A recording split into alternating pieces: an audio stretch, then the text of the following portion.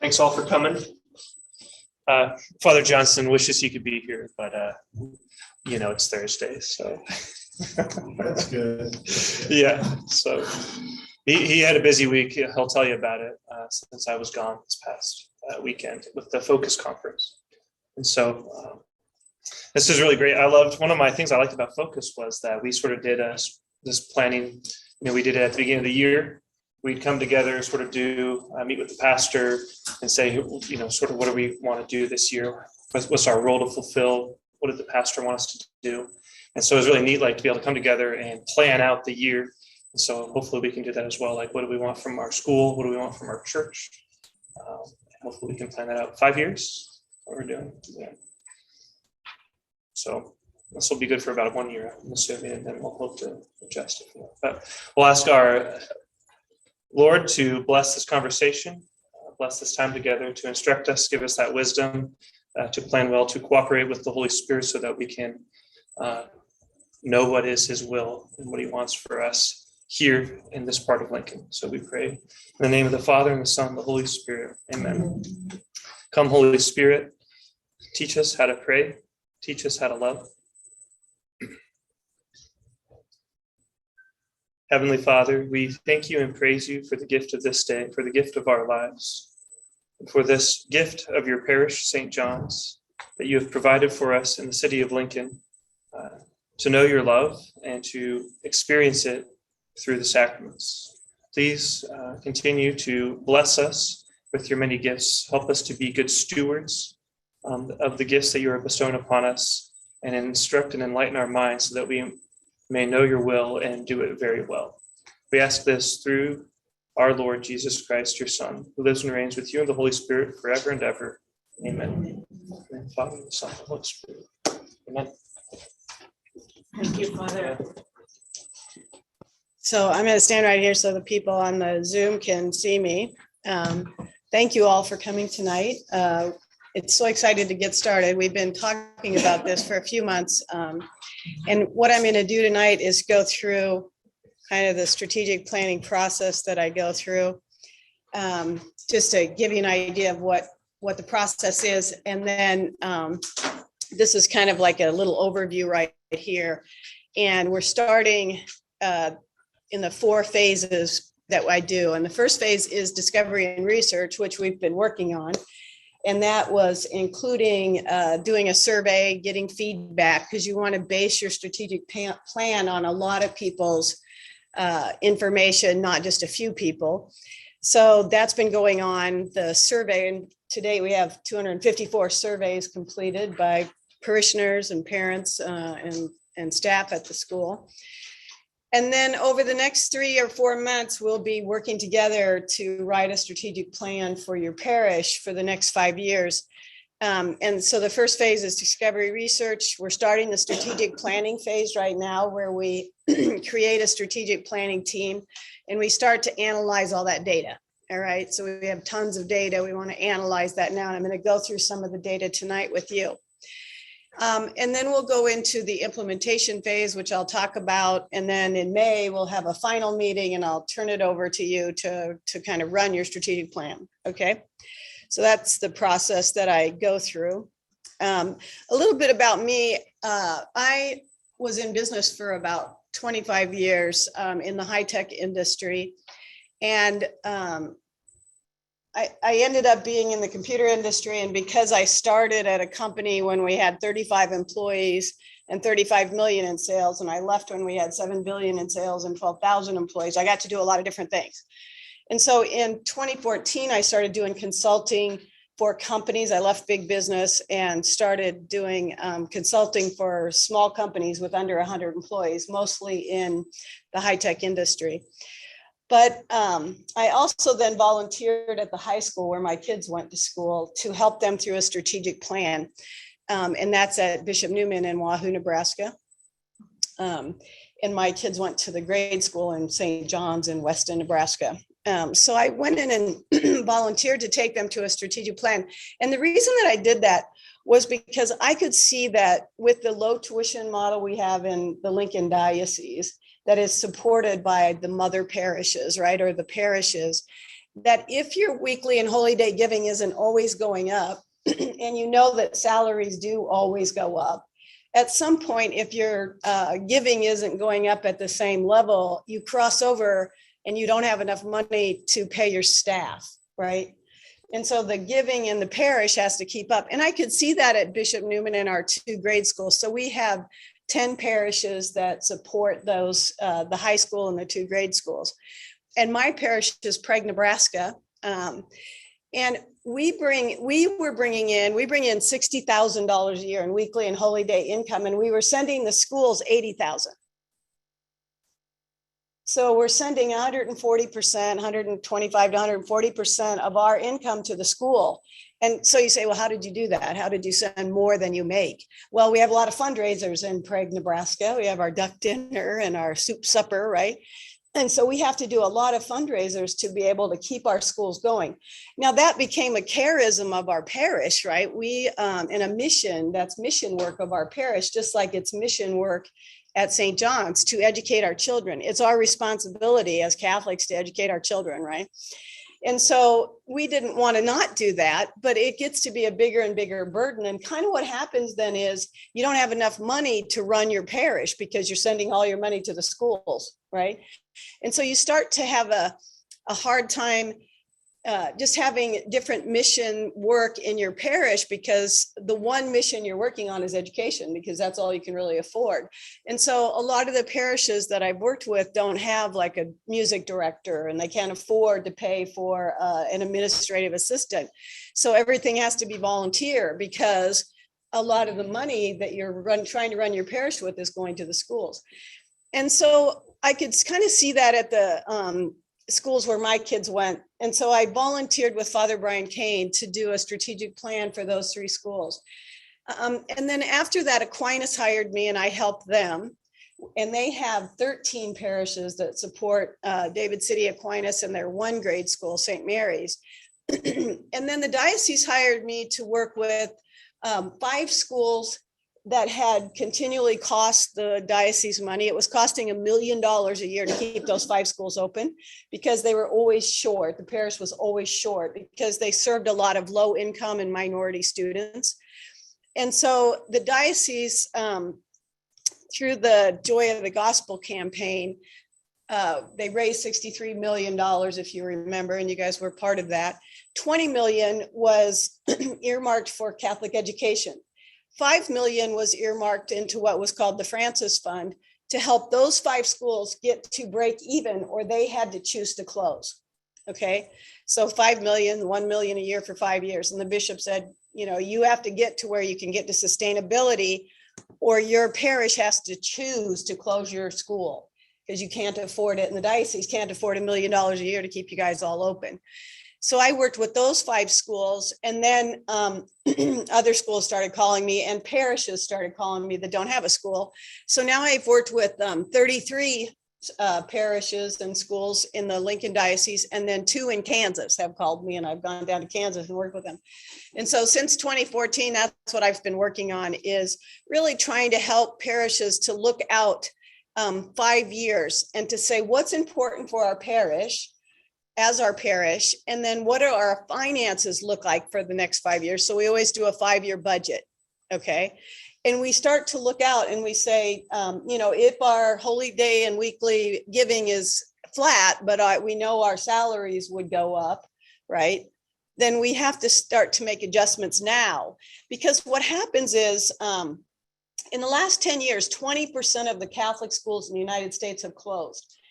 And if you go out and you Google and you look at the press releases where the parish or the bishop had the school closed, there are always people from the parish and parents that say, I would have given more money if I would have known you needed it.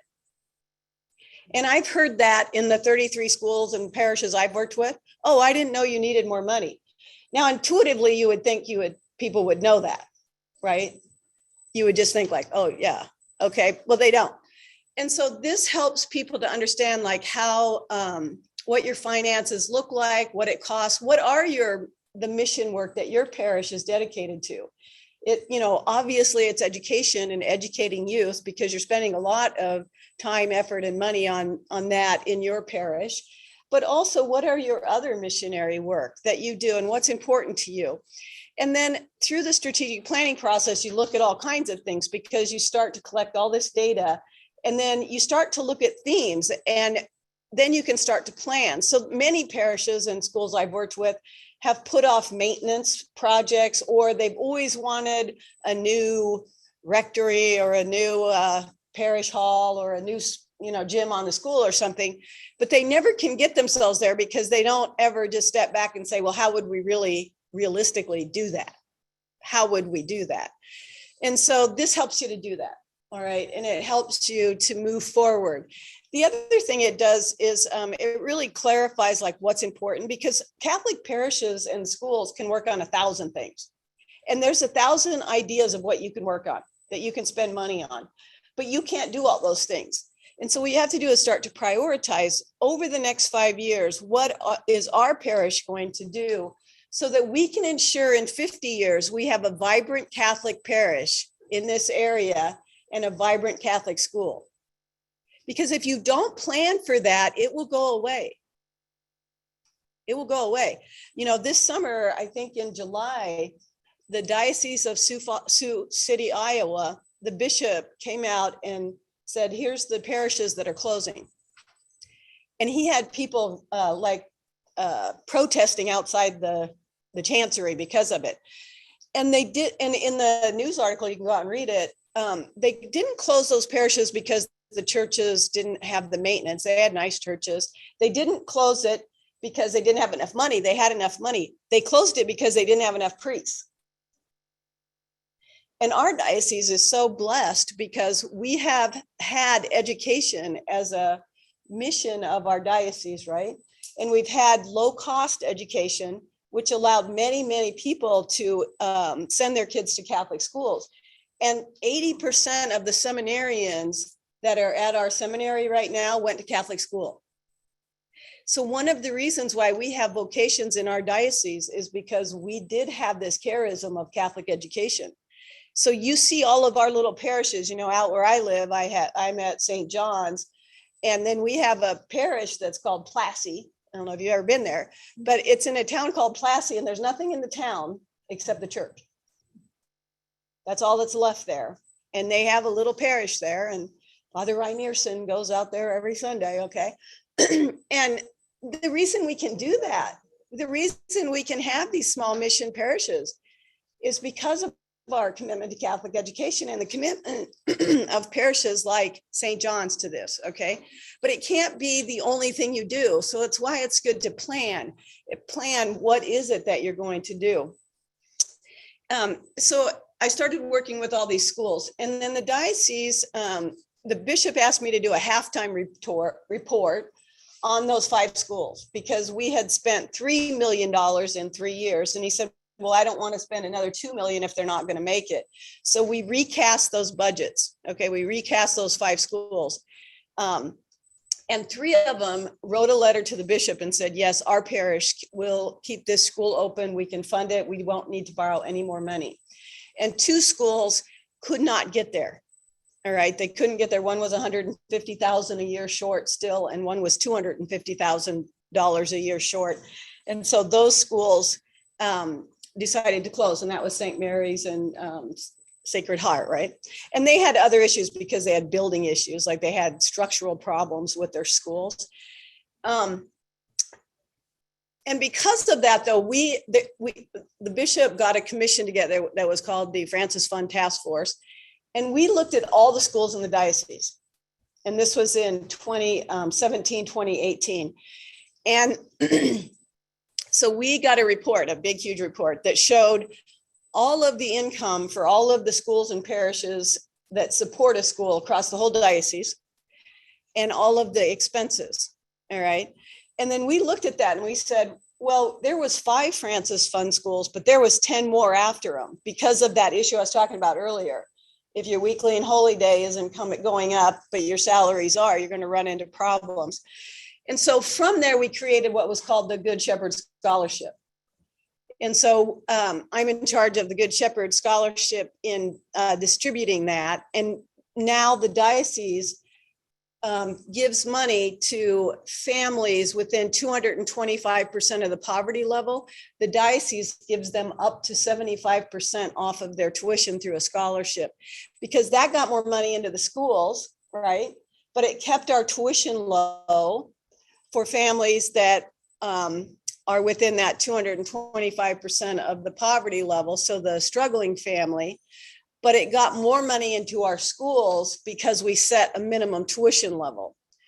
And so it was interesting. So that year, 2016, 2017 was the numbers that we looked at.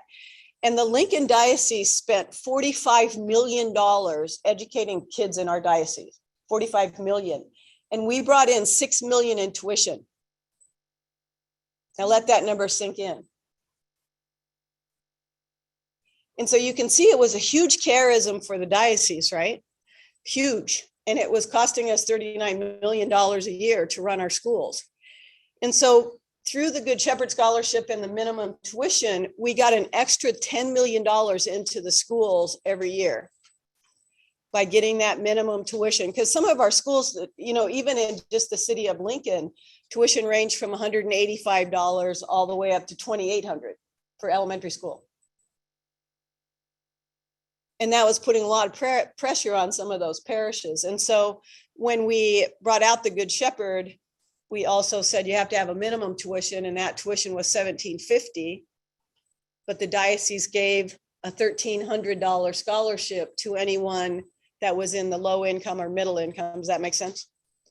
And what it really did was help to shore up our schools. So then when COVID hit, we didn't close any schools.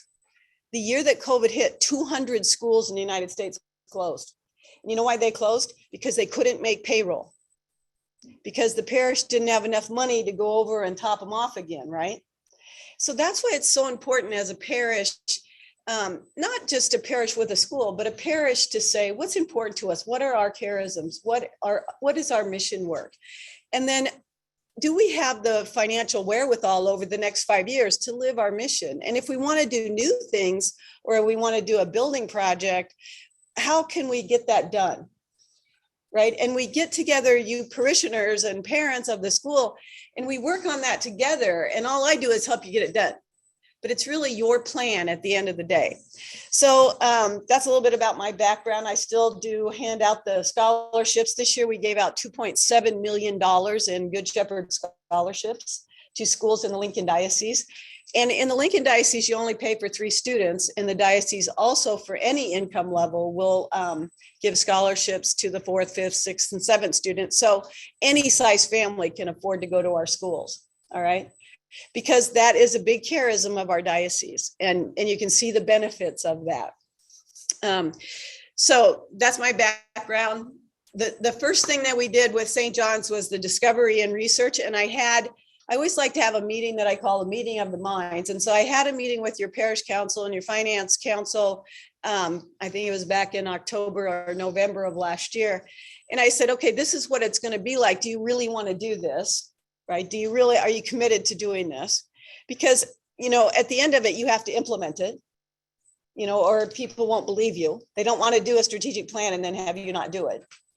And so we had that meeting. And then I also in January met with the staff of the school for about 6 hours, 4 or 6 hours, and really went through the process with them, because a lot of what will come out of your strategic plan will affect them, right? It will affect what they're doing in the school. And so we had that meeting.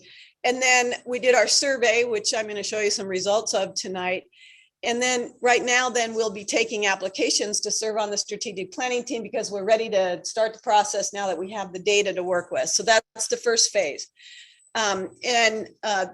When I put this together yesterday, you had 244 surveys. I looked tonight, you have 254. So a lot of people got their survey in at the last minute today. But for a survey to be statistically significant, you need at least 5% of the population and at least 50 surveys. So you have that. All right. So you have a statistically significant survey. So that's good. So what's going to happen starting after tonight? We create a strategic planning team, and usually that has 20 to 30 people on it. I've had as small as 10, and I've had as many as 35, but it gets really hard to have your meetings when you have so many people. And that strategic planning team, what they're going to do is just go through all the data. And they're going to come up with what looks like themes in the data, right? Because you can do 1,000 things, but you don't have the money or the time or the volunteers to do 1,000. So you want to pick out the most important things. So you look for themes in the data, and the themes becomes the pillars in your plan. And you'll end up with 4 or 5 pillars out of those themes. So one of the themes might be adult formation. And there is a lot of comments about a need for adult formation and retreats in our survey. Okay, where people think you need more of that here. So a pillar might be faith, and under that, there might be something about adult formation, and then there might be something about youth formation under that pillar. Another pillar might be finance and facilities, all right? A lot of the parishes I work with have facilities if there are things that need to be done. So St. Joseph and Beatrice is a good example of that. They had been putting off a lot of maintenance because they didn't think they had any money. And a lot of parishes just think that, right? We don't have any money. So then their roof on their school was leaking, which they weren't fixing. So then it was ruining the floor too. And so that was going to cost them actually more money because they're saving money and not fixing it, right? And so through our strategic planning process, instead of having finance and facilities together, they really wanted it separated. And so then we had one whole pillar that was just on building and grounds. And during the strategic planning process, they wrote a whole list of projects. I think there was 33 of them, and they prioritized them. And then we put together the 5-year budget and the 5-year balance sheet, and they realized they had like $1.8 million in different accounts that they could actually start doing some of them. And so they actually got 11 of the projects done before we even got done with the strategic plan. Because like if you bring the money together with the people and a prioritized list, right, then you could actually start getting things done. And so they just like started to go through all kinds of stuff. And then at the end, you can figure out, well, do we need a capital campaign for something big, right? If we want to do something big, like if we want a parish hall or something like that. And a lot of the parishes I work with, somebody wants a parish hall, or they want, the church renovated, or they want a new church, but they can't ever get organized enough to get there. And so that's something that we'll work on together. So out of the strategic planning phase, we end up with themes and pillars and definition of those. And then we do a 5-year budget, and it's a basic budget. Okay. And what I do is I take the past 3 years income and the past 3 years expenses, and then I forecast them out with a 3% increase in income and a 3% increase in expenses. So you can just see where you're at. Now, salaries may go up 5%. So then later on, when we get to implementation phase, there'll be a group that works on, making that more realistic. But by the time we get done with this phase, we'll have a basic budget. And so Tony's already got me the information. I'm already working on that basic budget with a 3% increase and a 3% increase. Now, you may only be increasing 1% in your weekly and holy day, right? But then if you think you're going to have to increase salaries 3%, we're going to have to look at that. And that's what, by the end of this phase, I'll be able to kind of show you where you're at just on that. So that will happen in this phase.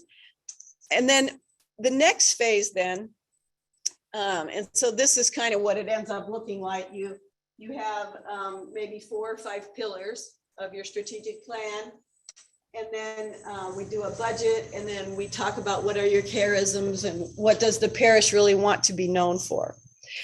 And during this whole time, we keep having open forums like this and keeping people involved, because if you have 100 people that think they wrote the strategic plan, you have a lot more chance of implementing it. And so we'll have 4 open forums during this next few months where we'll just keep people informed, even if you aren't on the strategic planning team.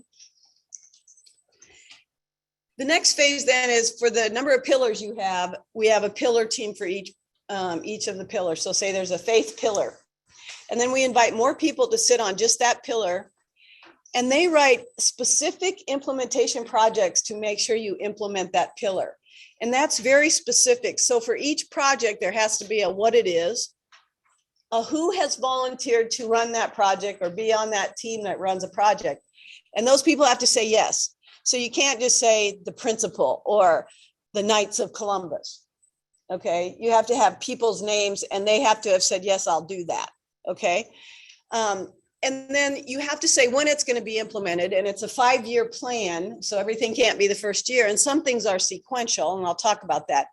And then if whatever that project is, it has a cost to it, you have to go get a budget for it. You have to go figure out how much that is. All right. And then you have to put it in there, and people can start seeing if they can find funding for that. So an example of that is out at St. Andrews in Tecumseh. They have their main parish, which is St. Andrews, and then they have a mission parish, which is St. Mary's. And St. Mary's had a nice organ, and Tecumseh didn't. So they didn't have an organ for music. So in the strategic plan survey, there was tons of comments about the music. Okay, they wanted better music at St. Andrews. So while we're in the strategic planning phase, right, and then we have one that's the faith pillar, and that pillar says we need better music at St. Andrews. Somebody on that team says, well, I'll give money toward that. How much is it? So they went out and got a price for the exact organ that the organist wanted. And it was $7,000. And by the time we got done with the strategic plan, they had collected $7,000 and they had bought the organ. And then they also had a project to get the music coordinated between the two parishes every weekend so that the music directors from both parishes could play at both parishes. And so that got solved before we even got done. And that had been like, they had been angry about this for like 10 years. And they could just never like get everything together to get it fixed. Okay. But it was very important and they got it fixed. All right. And so that's kind of an example of a very specific strategic planning project. There were people that volunteered to be on it, right? They found money for it. And so when you have money and you have a plan and you have people, you can get things done. Okay. And if you remember, the first one I did was Bishop Newman and the 2 grade schools. When they got done with their strategic plan, they had 85 projects, all right, that all had volunteers and money, and they were sequenced out. In 2 years, they had 83 done. Because when you hold yourself accountable and you write things very specifically, and then you say, did it get done? You can see if it got done or not. And they got so many things done by doing that. I mean, they got like FFA and they got it completely funded. They got, mission trips. Now they do 3 mission trips a year. They have 55 students to 75 every year that go on mission trips to New Mexico, Chicago, and out to Ville Murray, and it's completely funded. And so they did so many beautiful things that now they've done their second strategic plan. And we had 68 people that volunteered to be on the second one because they knew we did it, right? They knew we had taken this plan. One of the things they wanted to do was get a better math series in both grade schools that was the same, so that eventually they'd have better ACT scores in the high school. Okay. And so the 2 grade schools got the same math series and they implemented that. And now the diocese puts out like the top scores in certain subjects. And 3 years after we did that, Newman or one of the 2 grade schools was in the first and second place across the whole diocese for math in every grade but one. And so you can see like picking that. So now they picked math, and now what they're doing is looking at reading so that someday their ACTs go up, and their ACTs went up from a 22 to a 24 in the high school. Okay, by coordinating like K through 12, how we do these things. Okay. And so it's so important for you to pick what those things are, though. You can't afford to change every subject. So pick one. We worked on that. Now they're picking another one and they're working on that in their second strategic plan. So it's so important to implement your plan, right? And so this phase is really important because it does give you those specific things, and people can volunteer for like one project. It's not like a lifetime commitment, like you're a judge forever, you can work on one project. And so some of the things that people have implemented was like a cooking club for kids after school from the CCD or the school. Okay. And two moms once a month come in and they cook something and the kids love it. And they did a survey of the kids and the parents and said, okay, you know, if we're going to have some activities for grade school kids to build fellowship and show the commitment of the parish to building our youth, right? What do you think that we should have as these after school kind of clubs? And the parents filled it all out, okay, the parishioners and parents, and their number one thing was a robotics club for the kids to have. And then we had the kids fill it out, the kids that were in 5th grade and 6th grade and 7th and 8th grade, right? And their number one thing was a cooking club. And so then you can kind of, they must have just been hungry, I don't know, after school, you know? And so they got a cooking club, and two moms have been doing that now for 5 years. They come in once a month now. And so it's not a big time commitment, but it created little things. And they also have a great robotics program. They have the Lego League in the younger grades, but now all the way through the high school, they have a robotics program. And so they've just done great things by doing that. So picking those things out though, because you can't do 1,000 things, but let's pick out what we can do, what's important to us. And, you know, this phase helps you to ensure you'll implement your plan. And you remember I talked about those open forums. So every year from now on, you'd have 1 or 2 open forums and you'd go through your list and you'd say, here's the ones that are done. Here's the ones we're still working on. And here's the ones we still need some help with. You know, and when I worked with David City Aquinas, they had 73 projects. They got all 73 done in 1 year. Because when it's very laid out like that and you have volunteers and you have money, you can get things done and people just start working on things. Another thing, so when we have our last meeting, that'll be, I think, May 3rd, okay? We will launch it and we will have our projects all done. We'll have our pillars. We'll have a nice strategic plan that looks something like this. And on the inside, you have your pillars and you have strategies under your pillars. You have a 5-year budget that, you know, we'll go through and then the 5-year budget, I've gotten it down so that anybody can understand it. It's a 1-page budget, one for the school, one for the parish. And I can walk anybody through it and they can understand it. And then from then on, when you have these 2 or 3 or 1 or 2 open forums a year, you go through your projects, but you also recast your budget again. You know, like Father said, every year you would add another year to it and you'd keep looking out 5 years to see how you're doing. Right. And I just got done with cathedrals last year. And when I started working with cathedral for the past 3 years, they had to take money out of their savings to cover all their costs. Right. And mostly that's at the school. Right. Because you got payroll. And that was costing them $250,000 to $300,000 a year out of their savings. And they had $500,000 left. And so if you add that up, they only had 1.5 years left of being able to make payroll. So through the strategic planning process, we actually got that completely switched. And now they have, they are breaking even and they have additional income by showing the parishioners like, this is the cathedral school, this is the cathedral parish. And so even during COVID, they were able to increase their weekly and holy day giving by showing people like, this is what, you know, this is what it costs to run our parish with our charisms. All right, with our charisms that we want to have. And one of them is education. And so by looking out that 5 years, and now we just recasted it again for the, we're done with 1 year. We recasted the budget again now for another year. And we are showing like in 5 years, we'll be 200,000 short again at cathedral, but now they know it right now.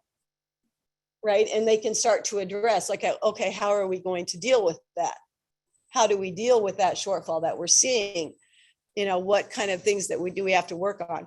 And so that's what you'll keep doing then, is just keep looking out 5 years and give yourself that breathing room to say, what is it that is important to us?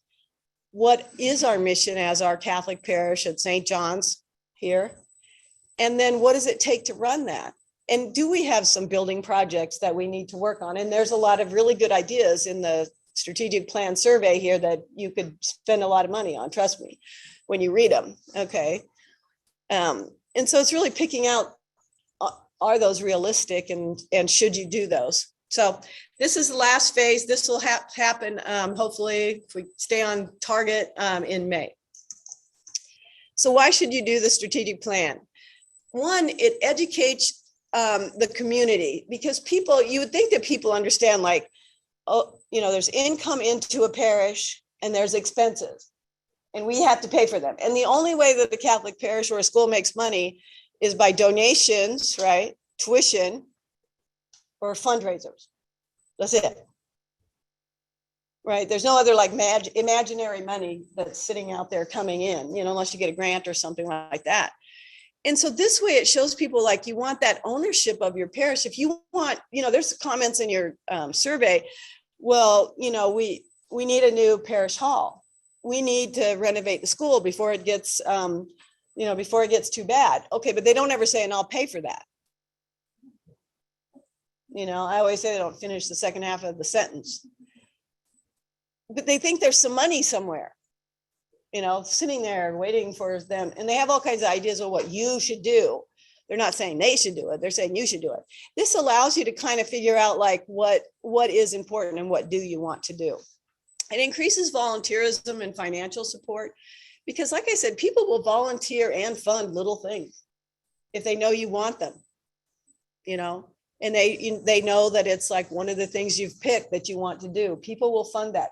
I just got done with Hastings, St. Cecilia, all the Hastings Catholic schools, and they have 2 parishes that support them. And they really wanted FFA and agricultural education there.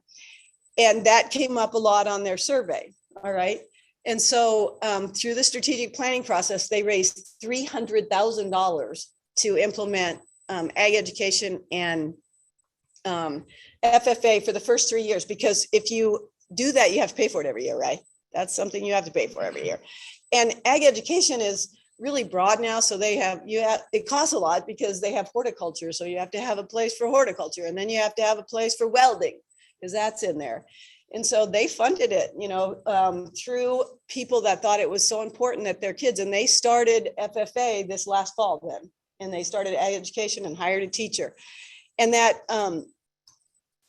those are the kind of things that can really push you forward to get things done. And then people get excited about that, and they want to be involved in other things. Okay. It increases ownership and commitment. It creates communications and transparency, because now people can see this 5-year budget. They can see the plan that you're working on. I had one parish that really wanted to build a new church. They have 40 families.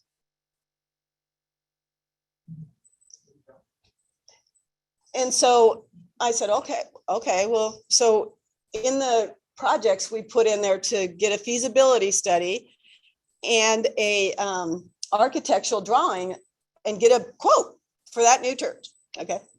And so we did that. And so based on what they would get, it'd be $1.5 million to $2 million for a new church. Okay.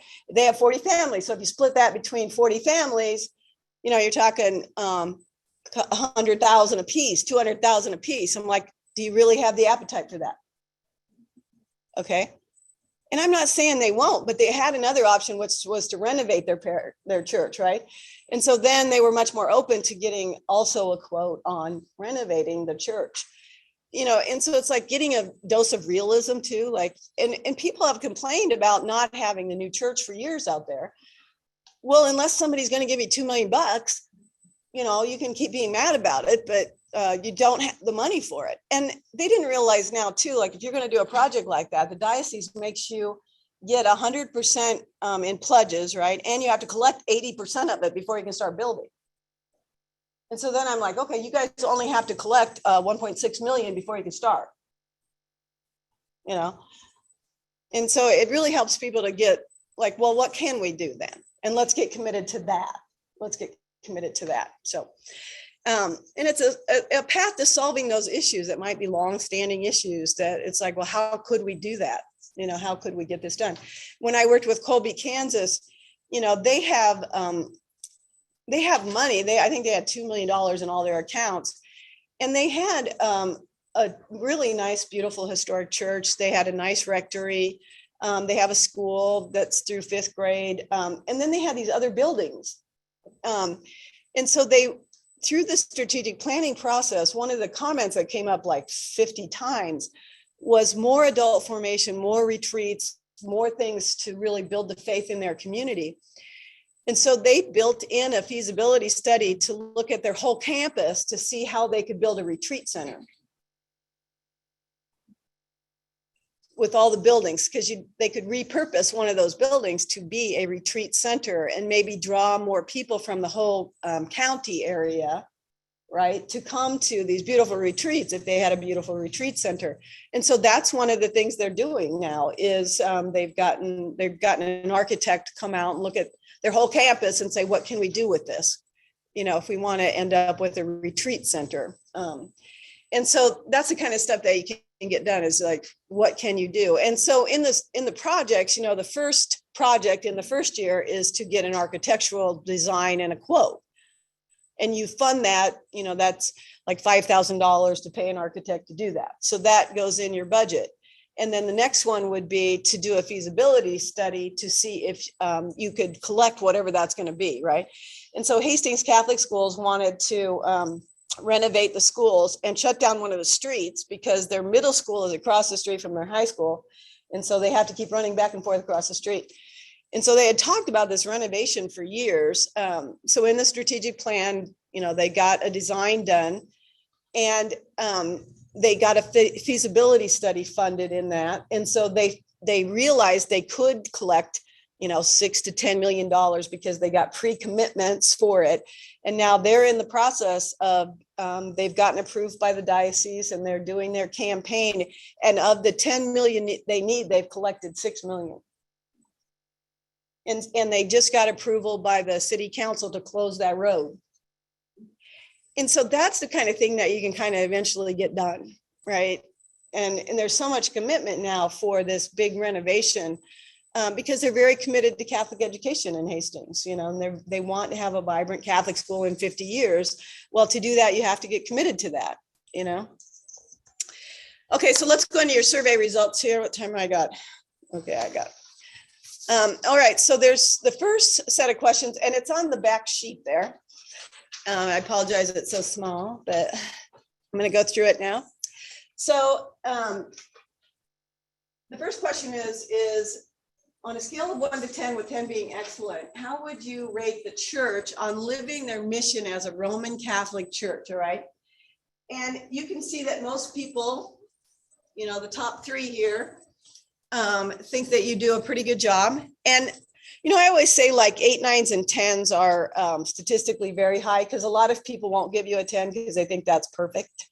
And so really, if you add this up, you know, you've got probably almost 75% of the people think you do a good job of living your mission as a Catholic parish out of 244 people. So that's great. You can see that some people think you could improve a little bit, right? But for the majority of people, they think you do a good job. And then the next question is, on a scale of 1 to 10, how well does the church prepare children in Catholic formation for the future? So preparing children. And look at how many 10s there are. And so you can see your commitment to education through your CCD program and your school. It's very high that people think that you are helping children with Catholic formation, okay? The next one is, how well do you provide adult spiritual formation? And you'll see there's a lot more varied results here, right? This is probably one of your lower scores. It's still high, but you can see that there's a lot of opinions there on that. And in the comments, that comes out quite a bit. And then on a scale of 1 to 10, with 10 being very satisfied, how satisfied are you? And you can see in the 9 and 10, that's almost 75% of the people are highly satisfied, basically. Okay, so that's great. It's a great score. And a lot of organizations now only look at these 2 questions for like what they call like a top box score. And the how satisfied, and then the next question is, would you recommend? And the would recommend gives you a longer kind of a view of people. And look at that, 71% gave you a 10, and a lot of people won't give you a 10.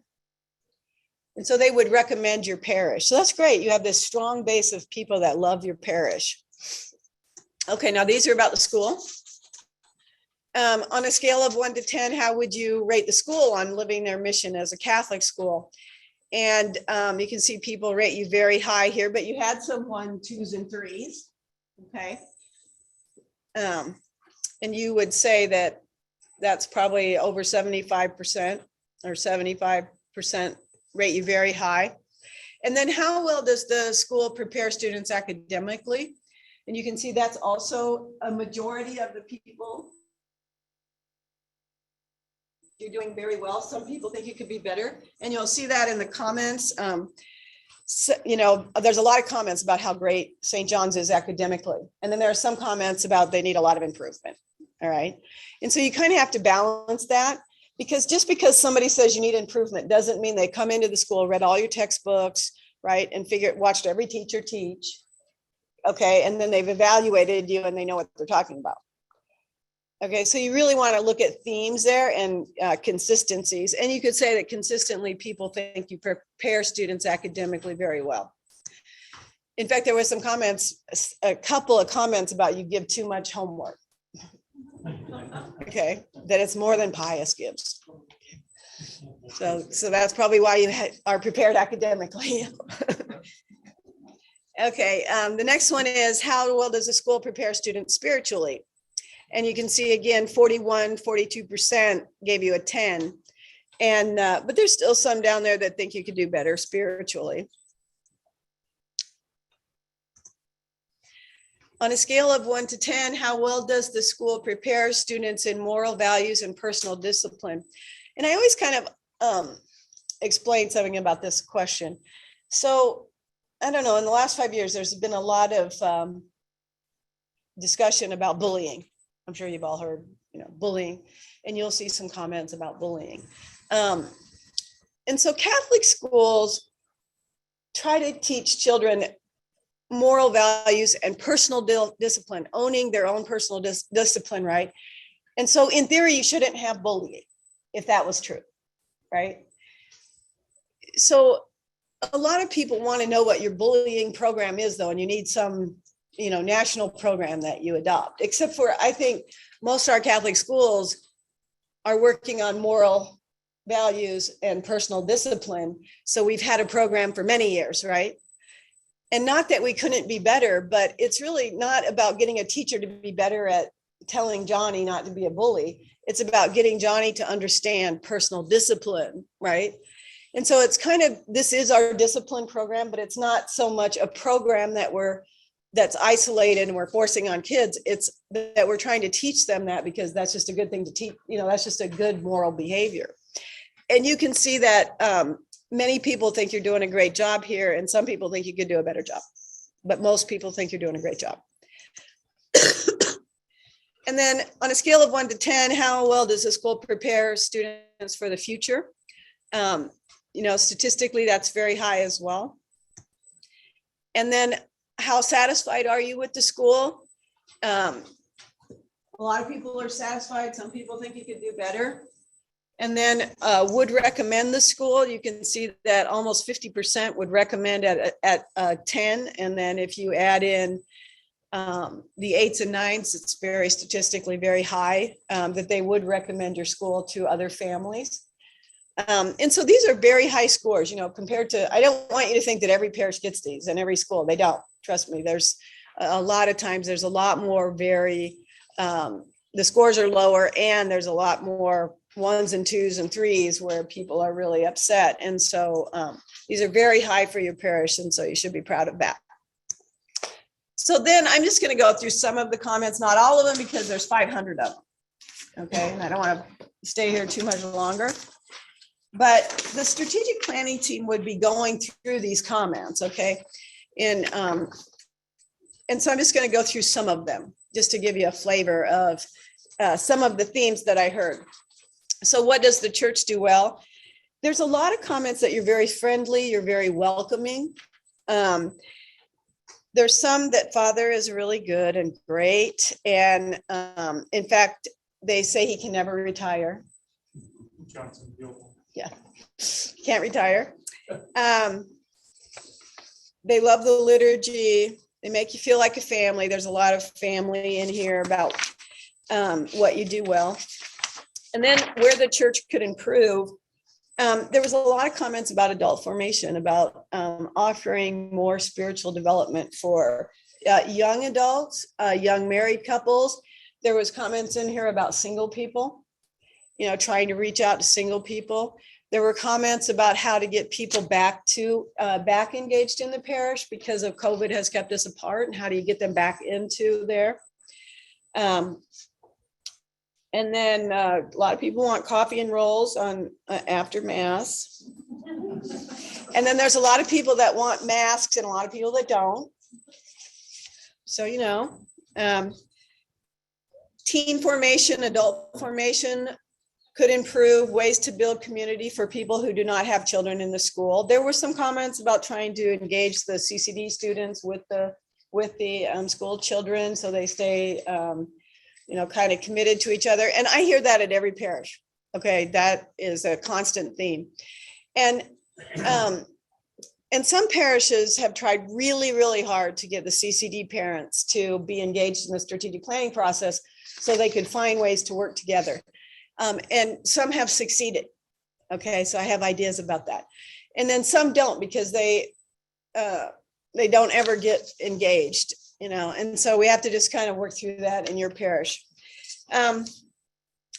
Get more people involved in different ministries, get more people to volunteer. We need more volunteers, have more children learn at their own level. There was one here that we need girl servers. We need to get the diocese to do that. Less singing, and then more singing. There's a leaking roof.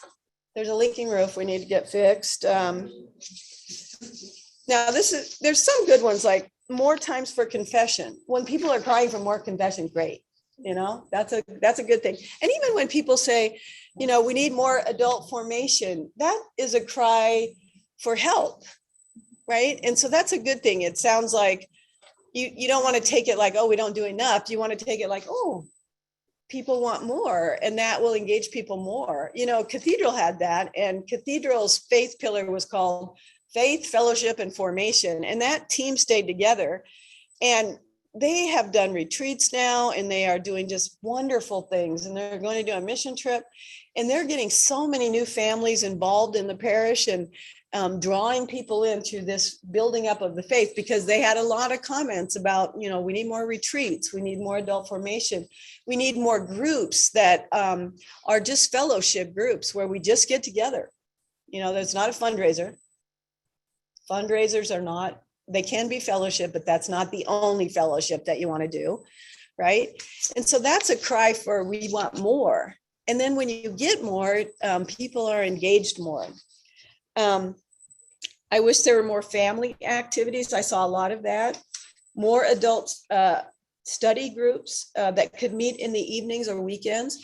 And so, I had one parish where all of the adult formation classes were done like at 9:30 in the morning during the week, which would eliminate every single person that works.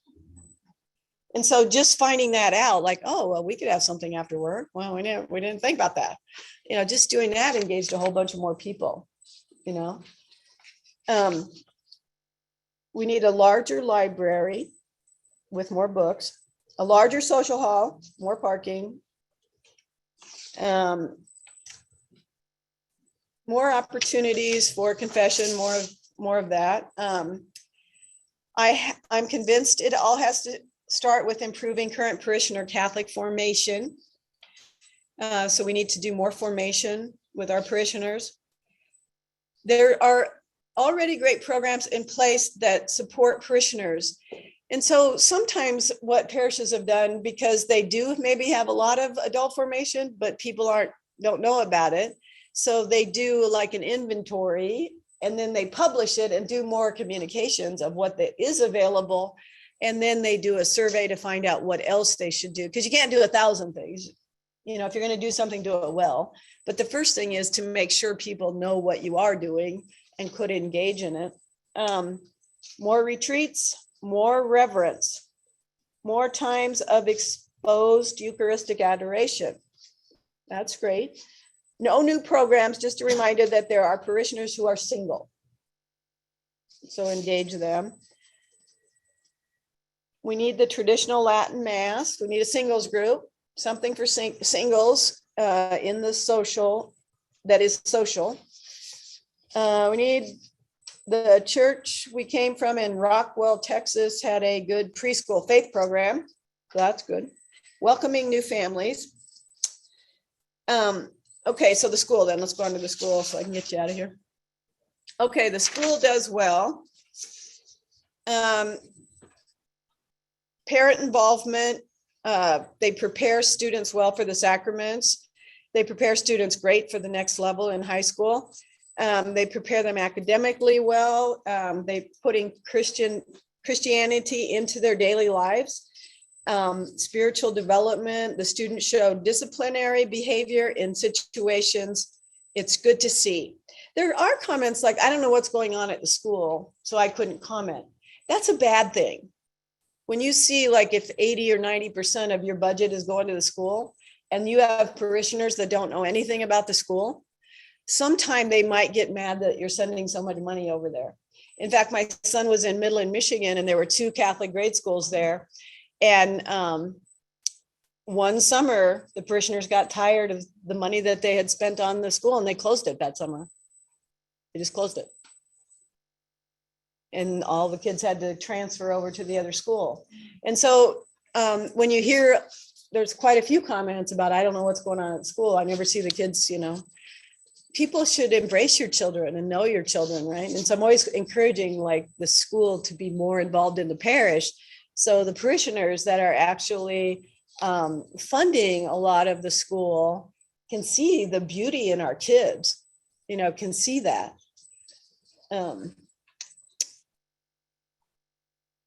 There is a personal interest in my children. It is a blessing for our family. The new principal has been great. They bring God into everything they do, and every day is absolutely amazing. Okay, so that feels really good. Okay, now here's where the school can improve. Catholic identity and behavioral accountability rooted in discipline. So, you know, we heard before that we do a good job at that. And now we have people that say we could be better. That's okay. Closer communication, children should be held accountable. Computer education, cost with help the families who don't get the scholarship. There's a lot of comments about keep your tuition low, keep tuition low, help families that need help.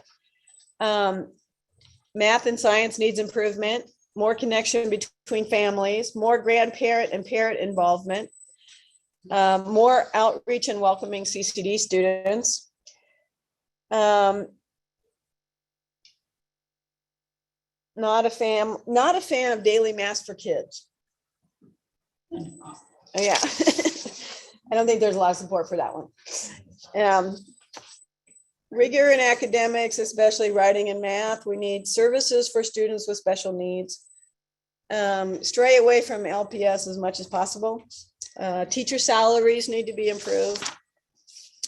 Okay, and then suggestions for sustainability of the school. And it's funny because I always ask this question and I never get real good answers like, oh, I'll give you some more money, you know. Okay, so constant maintenance and upgrade to the school facilities and continue to value the teachers monetarily. And again, they don't say they're going to give any money for that though. Continue to push parent involvement, continue everything that they're doing. Could use more scholarships to help families with tuition. Don't have any direct contact with the school. Different levels of need-based scholarships would be good, as well as transparency with the tech office. Don't treat it like a snooty prep school.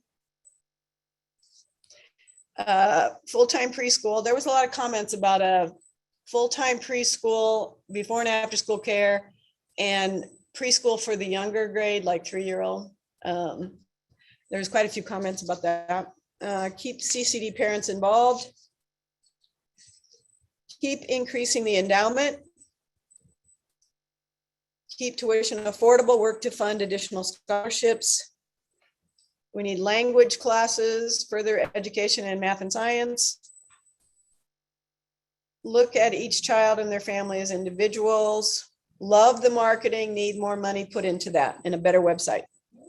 So those are just some of the comments. And, you know, this is what the strategic planning team would be doing, is going through that and looking for what are those consistent themes, and then what could we do about those things, right? What are the things specifically to do? And so now I'm going to challenge you to do 3 things. If you haven't filled out the survey, make sure you go online and fill out the survey. And then consider joining that strategic planning team. You know, we want like a diverse group, you know, young people, maybe people new to the parish, people that have been in the parish a long time, some people from the school, some school parents, some people that don't have kids in the school. Because then you get like a broad base of people looking at this, and we try to stay very strategic. And a lot of times when you're in a parish or a school, you get people that have a pet peeve or a pet project, right? And what we're trying to say is, no, we have to look at all of this, and your pet project may not come up to the top of the list, and you're going to have to be okay with that, right? Because we want to try to stay very strategic. And what our ultimate goal is to work over the next 5 years to build a solid foundation so that in 50 years, there is a vibrant parish here and a vibrant school. That's your ultimate goal. And that's why we have to try to stay very high level and say, what do we need to do in the next 5 years to make sure that happens? You know, and that might be a building project. That might be, you know, some renovations. That might be more adult and youth formation. It might be more fellowship, just to get people back involved, you know? And so those are the things that we'll determine. And then we will write our projects, and we'll get our 5-year budget going. So we got a real good picture of what's available to us, you know, and I think people have been shocked when they looked at it and they realized, like, there's a lot of things we can do as long as we pick out what are those things and we prioritize those things, and then we just start working on them. So the next meeting, if you would join the strategic planning team, I've got like some applications here, and I would like to have you fill this out with your name. And if you put your email on here, and it says area of interest, if you want to join the strategic planning team, you can write that down. Or if you're just interested, like with faith formation or something like that. But if you put your email down, then I will email you about meetings and remind you of things. And when we have a first draft of the strategic plan, I'll send it to you. It just allows me to communicate with you. And so you can be on the strategic planning team, sign up to get more information. And then the next meeting and it would be the first meeting of our strategic planning team, would be February 24th at 6:30. All right. And so I just encourage all of you to consider that. It's not a lot of meetings, and I'll show them to you. Okay. So the strategic planning team would meet 3 times. And by the time we get done, we would have our pillars. Okay. We'll have our pillars done, and we'll have our strategies under our pillars. And then we'll have an open forum on March 10th, and we'll actually show everybody the draft, and you'll get to give edits to the draft if you want. And then we have the pillar team start meeting, and they can meet on their own. So they will set 3 to 5 meetings. All right.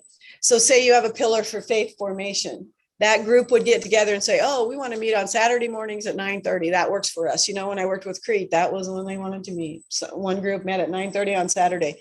When I was at Aquinas, one group met at 9 o'clock on Thursday nights. And so it just depends on what the schedule is of that group. And that group would be, you know, 5 to 10 people. And they're the ones that would go back through the data and write those specific projects that will help you implement that pillar. If it's the faith pillar, or say it's an academic pillar, or say it's a finance pillar, or a building pillar like St. Joe's had in Beatrice, right? They would be writing those projects out. And so then on April 12th, all those pillar teams come back together. Okay. And that's where we get to have the first look at all the projects. Okay. And I'll have that in one document for you. And we'll have an open forum that night, and we'll show everybody the first look at our projects too. Okay. And so then you can help edit those projects, and people can volunteer to be on a specific project if that is of interest to them. And then on April 21st, we would meet with the councils, because if people have projects that have a funding need and they didn't find a donation for it, then we have to say, do we want to layer that in the budget? And so the councils have to say yes or no, right? And so that's where anything that doesn't get private funding or a grant or something, we have to say, are we willing to put that in the budget and fund that? Okay. And so we meet with them on the 21st, and then they will meet sometime in between there and approve. And in every school or parish I've worked at, they've approved everything. Sometimes they give them less money, or they say, well, not in this year, but 2 years from now, we'll do that. Okay. But they've never just said, no, we're not doing that. Because by then we've spent, months getting to that point, right? And so they're pretty well thought out. And most of those pillar teams will self-select out of things that cost money, because they start to see the budget and they're like, oh, we got to add that in the budget then. Oh, so if you're going to hire a person, like a lot of parishes talk about a music director. Okay, that would be great. Okay, then we have to layer that in the budget every year, because that's a salary that happens every year. Right. And so, and that's okay if that becomes, something you want to do. And I've had parishes that did do that, but it became something so important to them that they wanted to put that in their budget, and they had room for it. And so at the end, then we'll have the approved projects with funding, and we'll have our 5-year budget, and we'll have our strategic plan, and then we'll have a project list. Okay. On May 3rd. Any questions? And this is kind of some of the ones that I've worked on. Any questions or comments? I hope all of you would consider being on the strategic planning team. It will be interesting and fun and help to build your parish for the future. Okay, any questions from the group online? We had 10 people online.